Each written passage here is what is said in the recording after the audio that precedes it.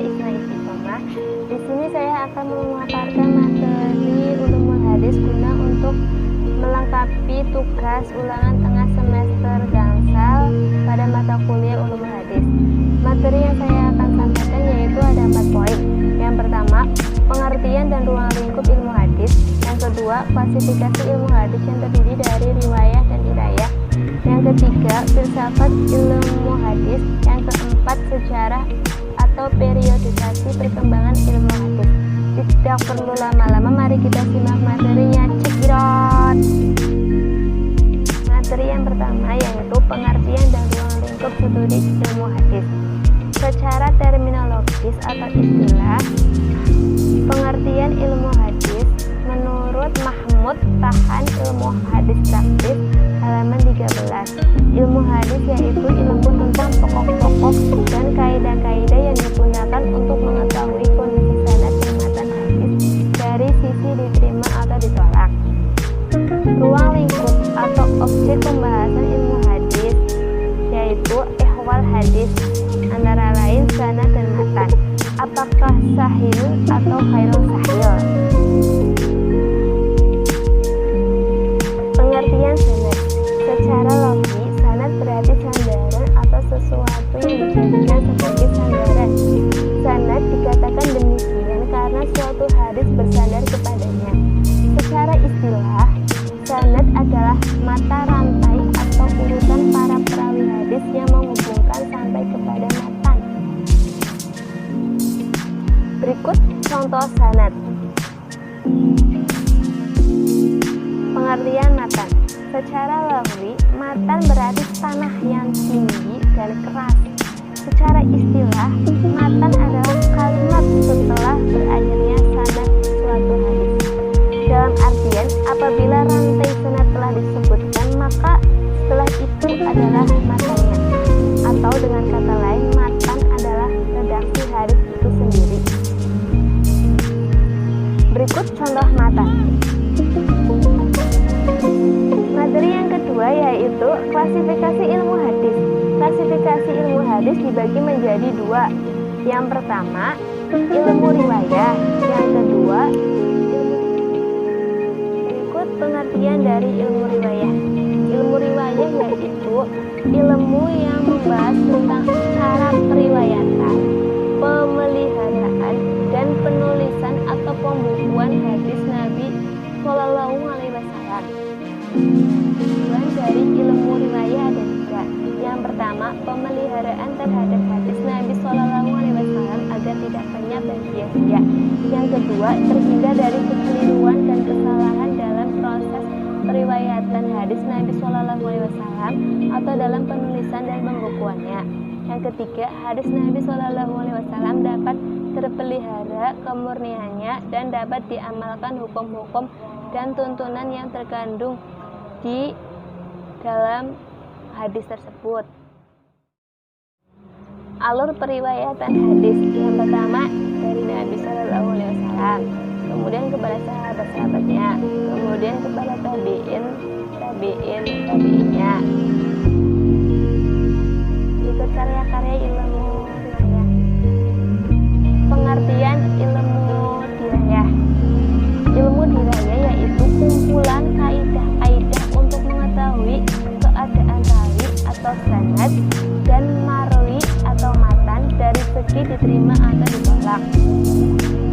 Rawi dan matan. Rawi adalah orang yang meriwayatkan atau menyampaikan hadis dari satu orang kepada yang lain. Marwi adalah segala sesuatu yang diriwayatkan, yaitu sesuatu yang disandarkan kepada Nabi Shallallahu Alaihi Wasallam atau kepada yang lain seperti sahabat.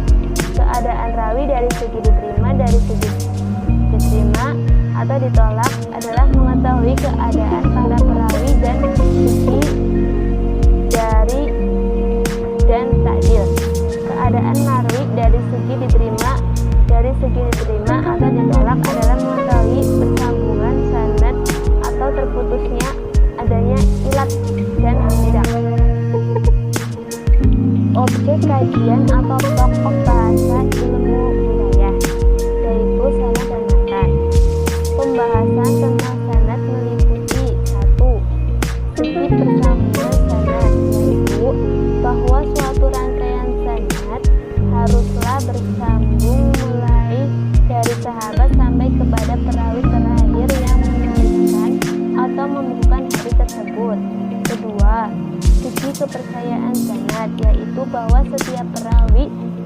terdapat di dalam sanad suatu hadis harus memiliki sifat adil dan kuat serta cermat hafalan atau dokumentasi hadisnya.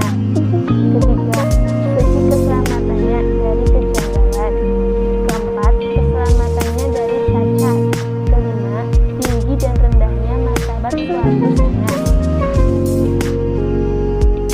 Materi yang ketiga yaitu mencatat ilmu hadis meliputi 3 aspek. Yang pertama, ontologi ilmu hadis.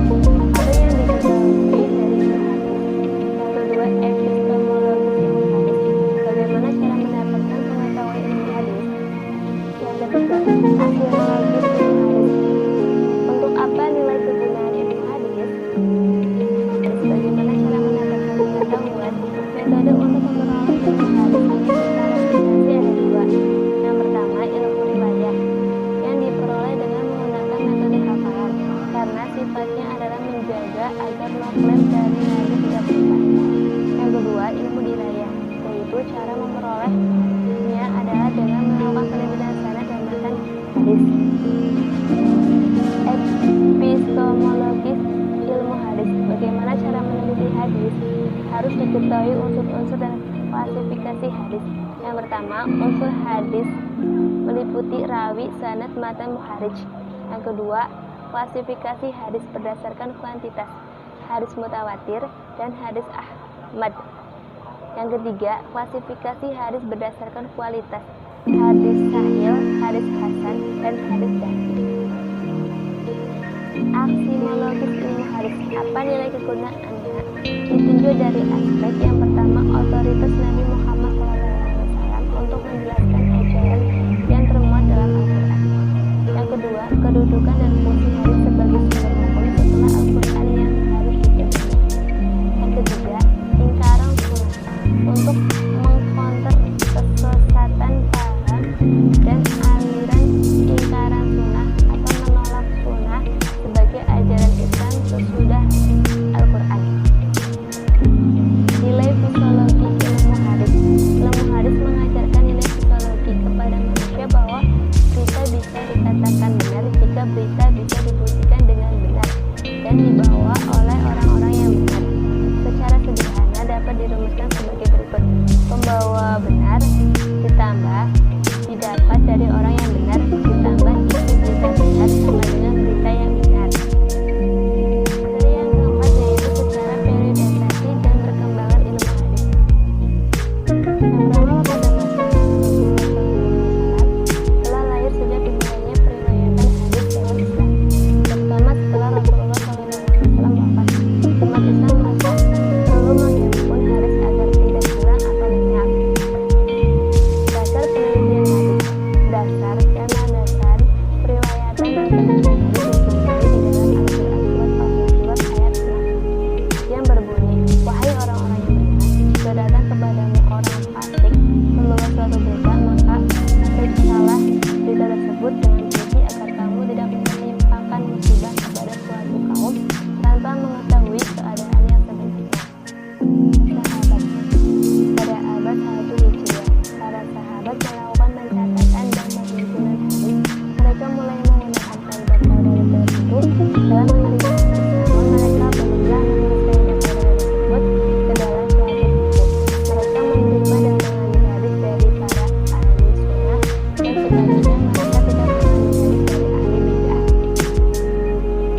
Pada masa tabi'in abad kedua Hijriah, pada abad kedua Hijriah terjadi pengumpulan hadis ke dalam buku kitab hadis yang terkumpul dicatat dan dikumpulkan ide ini dikuasai oleh Khalifah Umar bin Abdul Aziz dengan mempublikasinya kode kitab hadis yang dikuasai oleh Az-Zuhri.